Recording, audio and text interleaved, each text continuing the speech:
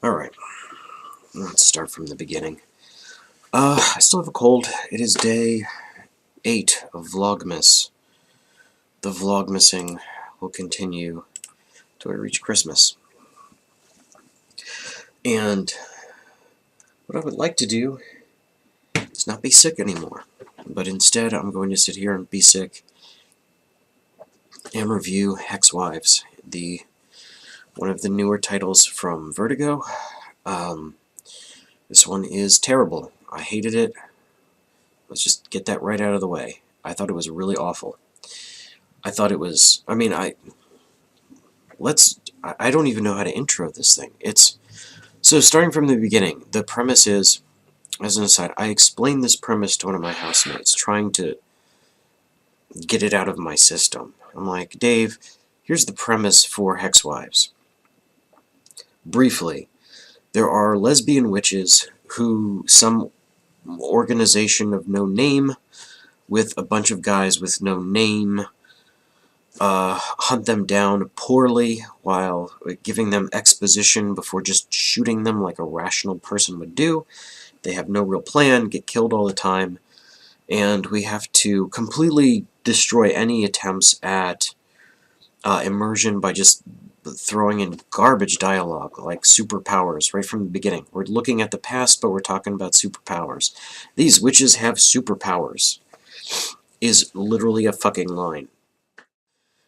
So, going through this, I keep going back to the comic, trying to find something to describe. There really isn't much to describe, other than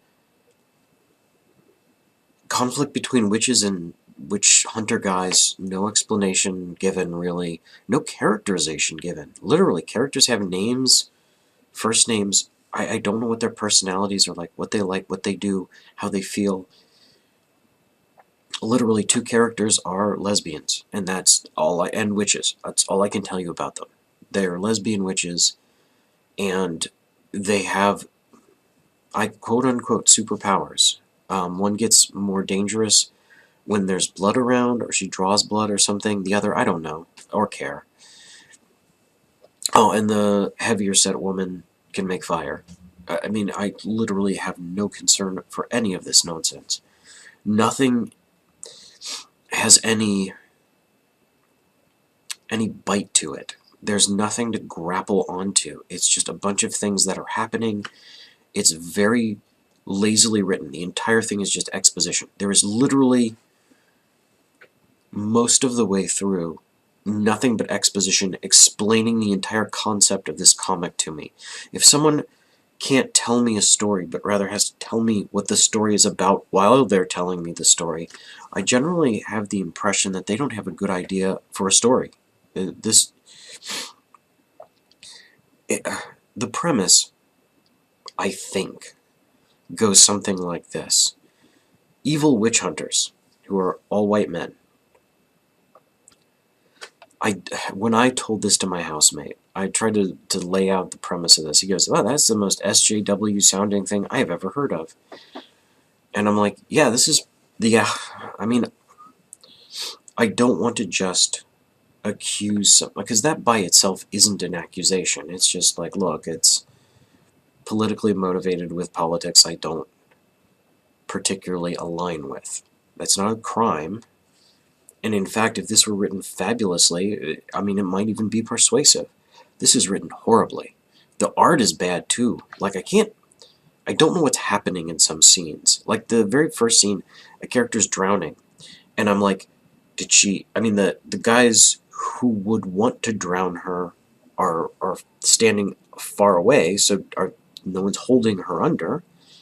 So how did her friend lover save her? What did she save her from? One assumes if they were trying to drown her, they just hold her head underwater and she'd be drowned. How did they stop it? The conflict, the actual fighting hadn't started yet. So did they just heave-ho her into the water and just said, she'll probably not swim? That doesn't make any sense. The setup doesn't make sense visually. The dialogue's terrible.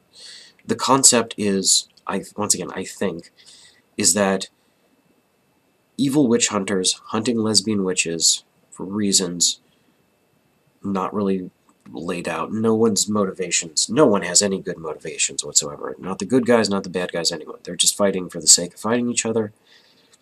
The idea, I think, is that because the witches, when you kill them, they just are reincarnated again later on somewhere else.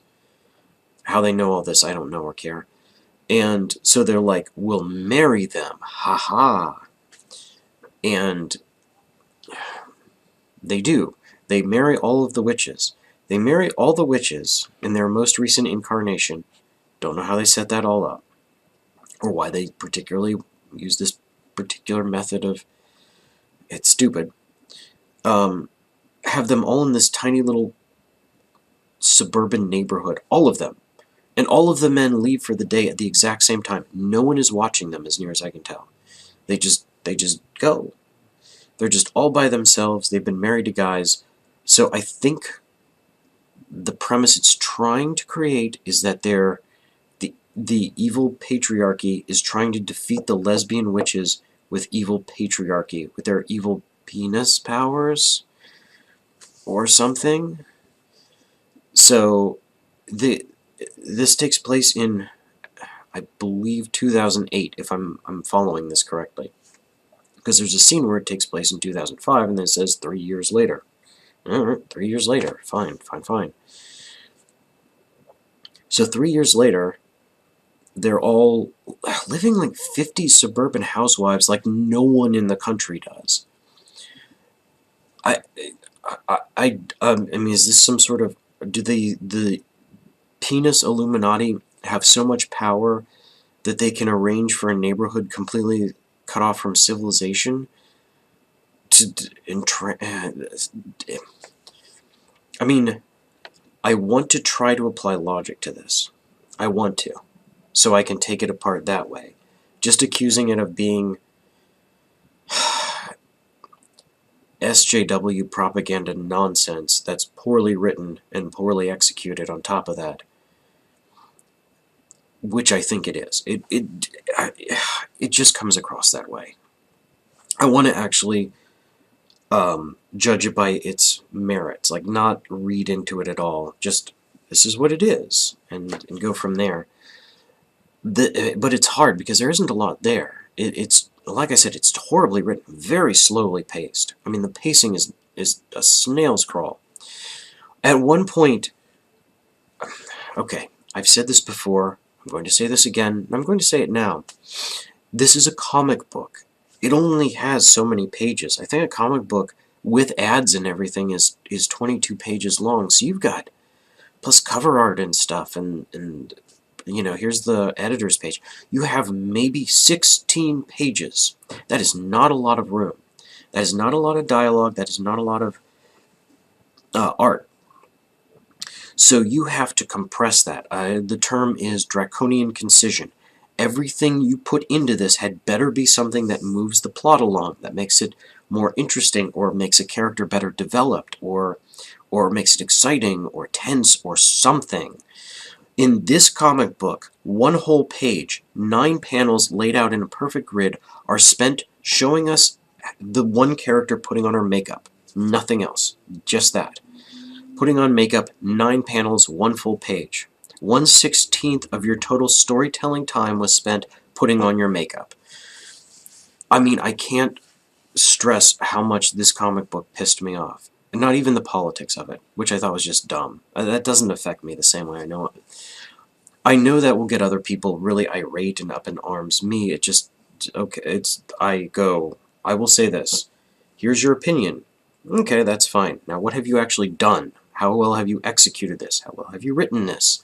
And in this case, not at all is the answer. It's just awful. I strongly recommend not buying this thing.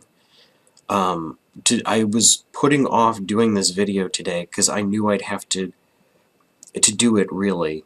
I have to reread it. Like, I have to go through it again and remind myself what different points are, or maybe find something I missed, you know? I mean, maybe there was some brilliant thing. The art looks terrible. The characters aren't drawn well. I don't... And this is the thing that I was thinking of as I was rereading it. Why would you pick this up in the first place? I know comic books are not doing well and comic book shops aren't doing well. If you're the rare person in a comic book shop hunting for a new comic, why would you pick this thing up? I mean, let's say for argument's sake you aren't a huge Vertigo fan like myself. If I weren't a Vertigo fan, I wouldn't touch this thing. I mean, nothing about it. I mean, if I gave it a cursory glance, just sort of, what is this about?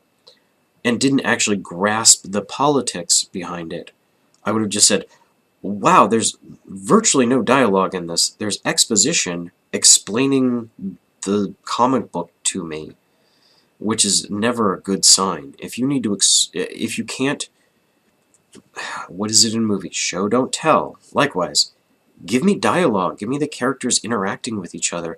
Give me a good setup. That'll tell me more about the world in a more interesting way than just having someone read me your advertising in the comic. It's terrible. Like, if I saw this in a store, I would never in 100 years pick this up. Not 100 million years. There's no hook for it. None of these are known characters. None of the characters are interesting. None of them are particularly visually interesting. It's sloppily drawn in places. Conceptually, it doesn't make sense visually. Like, I can't tell you how a situation got there. And the dialogue, I mean, the story, the premise, nothing about this damn thing makes any sense. It's terrible. I hate the fact that this has the word Vertigo on the cover. I absolutely hate it. Like, I love Vertigo comics. Even the ones I wasn't as fond of. Like, I wasn't a big fan of Animal Man and Swamp Thing. I could appreciate them, and someone would say, like, I was a big fan, they were a big fan of it. It's like, oh, I get why you like that. And I can look at it and go, ooh, the art in this is very nice in places. And you'd see like a snippet of dialogue. Oh, that's a clever bit of dialogue, or that's a neat thing they did there. This has nothing to recommend it. Like, I think of all the people I know who would, God, give their eye teeth for the opportunity to make a comic book, to live the dream to make a comic book, and this is the crap that got slapped together and published. This is so depressing. This is just horrid. I absolutely hate it. I have ranted enough. I want to stop talking and thinking about this comic book.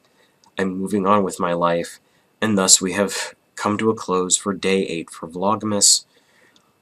I'm going to try to find a comic book that isn't terrible to review tomorrow. Nah.